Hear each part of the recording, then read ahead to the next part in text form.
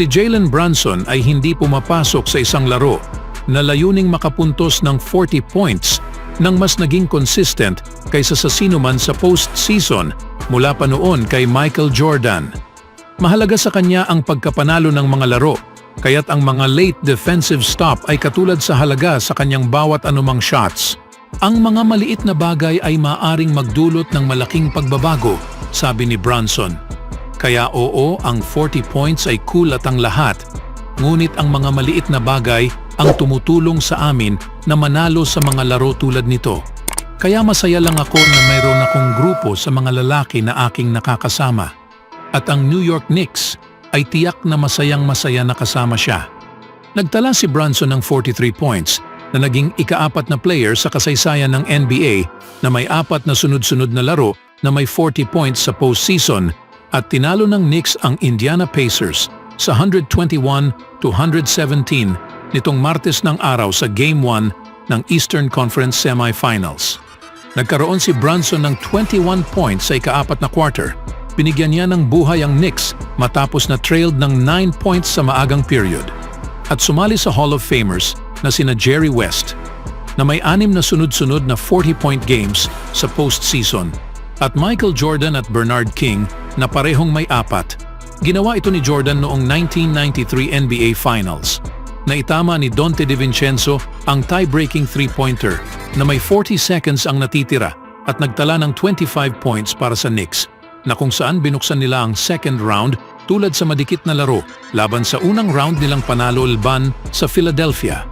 Nakat ng Pacers ito sa isa, ngunit tinawagan ng offensive foul si Miles Turner nang magbanggaan sila ni DiVincenzo. Laban sa unang round nilang panalo kontra sa Philadelphia. Sa tingin ko lang, ang paraan kung paano sila nagtatrabaho, sila ay inilaan ng maraming panahon sa season na ito at naglaan ng maraming oras sa bawat araw, sabi ni Knicks coach Tom Thibodeau. Kaya, kapag ikaw ay naglaan ng ganong kumpiyansa sa isa't isa, hindi ka susuko, lalaban ka. At iyon ang dakilang pakikipaglaban. Alam namin na kulang kami, kaya ito ang aming paraan. Dumagdag si Josh Hart ng playoff career high na may 24 points at dumagdag ng 13 rebounds at 8 assists. Ang number 2 seeded na Knicks ay mag-host sa Game 2 sa Webes. Nagtala si Turner ng 23 points para sa 6th seeded Pacers na nakakuha ng malakas na laro mula sa kanilang bench at nasa magandang kalagayan upang sundan ang kanilang magandang performance kontra Milwaukee sa unang round laban sa Knicks. Ngunit ginabayan ni Brunson ang New York sa isa pang mahigpit na pagtatapos matapos nilang ma-outscored ang Philadelphia sa 1 total points sa loob ng 6 na laro sa first round. Ang paglalaro sa isang arena tulad nito na ang laban ay iilang natitira na lang sa huling ilang possession sa daan sa playoffs. Ano pa ang hihilingin mo? Sabi ni Pacers guard TJ McConnell. Ang bola ay hindi pumanig sa amin. Kailangan lang namin mag-adjust at ayusin ang ilang bagay. Sa palagay ni Brunson, na-outplayed niya sa laro ang kapwa All-Star point guard na si Tyrese Haliburton. Ang nangunguna sa assists sa NBA ay nagtapos na may 6 na puntos at 8 assists matapos itong ilista na questionable dahil sa back spasms. Nagtala si Pascal Siakam ng 19 points para sa Indiana at dumagdag si McConnell ng 18 na namumuno sa bench na may whopping 46-3 advantage laban sa kanilang counterparts sa New York. Hindi masyadong malaking priority ang bench para sa Knicks na susuportahan si Brunson, Hart at DiVincenzo hanggat saan sila kayang dalhin. Si Hart ay naglaro sa buong 48 minutes, si DiVincenzo ay 44 minutes at si Brunson ay may 43 at kalahating minuto. Ito ay sapat upang makuha ng Knicks ang maagang lead, ang kanilang una sa isang series kaysa sa first round mula pa noong 2000 East Semifinals laban sa Miami. Anong masasabi niyo mga kaibigan sa series na ito? Sa ibang balita naman, si Anthony Edwards at Karl Anthony Towns ang nagtulak sa 106-80 na pagkapanalo para sa Minnesota Timberwolves nitong Martes na nagbigay sa Timberwolves sa 2-0 lead sa Western Conference Semifinals laban sa nagbabalik ngunit naghihingalong NBA champions. Nagtala sina Towns at Edwards ng parehong 27 points habang napa-improve ng Wolves ang kanilang record sa 6-0 sa playoffs at nagbigay sa kanilang sarili ng pagkakataon na tapusin ang mainit na Nuggets sa mga panalo sa paparating na Game 3 at 4 sa bahay ng Wolves. Si Aaron Gordon ang namuno sa Denver na may 20 points. Si Nikola Jokic ay nagtala ng 16 points at 16 rebounds. Ngunit ang kanilang ikatlong nangungunang scorer ay si Justin Holiday na may 13 points. Nagtala si Murray ng 8 points sa 3 of 18 shooting. Binagabag ng Wolves ang Nuggets sa sunod-sunod na body blow kahit na ang kanilang starting center na si Rudy Gobert ay nasa bahay sa Minneapolis upang dumalo sa isinilang na anak noong Lunes. Ngunit hindi nila ramdam ang kawalan ni Gobert sa mga block shots at proteksyon sa ring sa larong ito upang ipagpatuloy ang kanilang dominasyon sa Nuggets sa Ball Arena, kung saan ang Denver ay may 36-8 record bago ang kanilang sunod-sunod na pagkatalo sa Minnesota. Pumalit si Kyle Anderson kay Gobert sa starting lineup at ginulo ng Timberwolves si Jokic at nalimit ang opensa ng Denver tulad ng dati.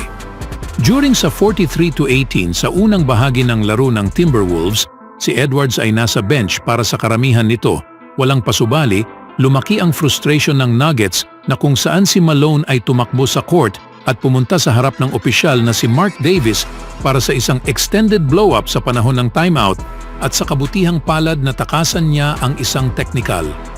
Ganon din si Murray na siyang nagtapon ng heat pack sa court sa frustration habang si Towns ay ginagawa ang mag-score sa isang layup sa ikalawang quarter. Hindi malinaw kung napansin ng mga opisyal na si Murray ang nagtapon sa bagay sa court at hindi isang fan. Gayunpaman, natitiyak na hindi mapapalampas ng liga ang ginawa niyang ito. Frustrated sa kanilang mabagal na simula, ang Nuggets ay na-trailed ng double digits sa 6 sa kanilang 7 playoff games at 9 sa iba. Hinamon ni Malone ang kanyang team na magkaroon ng malakas na simula para sa isang beses. Anong hinihintay natin? Ang kanyang pakiusap pagkatapos ng ensayo noong linggo. Tanging si Aaron Gordon lang ang sumunod sa tawag sa kanilang coach, nagtala ng 13 quick points, kabilang ang isang 3-pointer na nagdala sa Nuggets sa 18-17 malapit sa huli sa unang quarter. Nagulo ang mga bagay para sa Denver pagkatapos nito dahil si Jokic lamang ang isa pang starter na nagtala ng puntos para sa Nuggets bago mag-second quarter.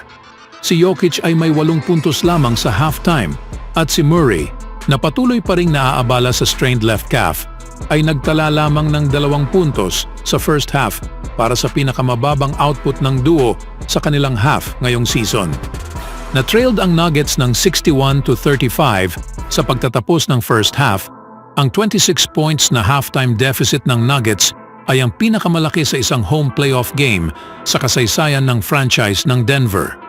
Ang Wolves ay namuno sa 82-60 pagkatapos ng 3 quarters at naging control sa nalalabing bahagi ng laro. Ang panalo ng Wolves at makuha ang 2-0 sa serye matapos maswept ang Suns ay isang magandang senyales para sa Minnesota. Dahil kung babalikan, ang huling team na dinaanan ng sweep ay ang nagtatagumpay at nagtango sa NBA Finals. Noong 2017, naswept ng Warriors ang Blazers at Utah Jazz, habang sa Eastern Conference naswept ng Cavaliers ang Pacers at Raptors.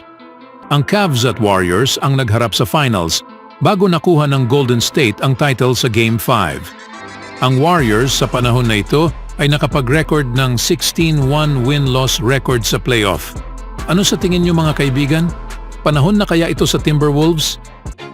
Always do it on my own, so I gotta get through it. And the only thing I know is to love what I'm doing. Never give up, never slow, till I finally prove it. Never listen to the no's, I just wanna keep moving. Keep my head up when I act, head up, that's a fact.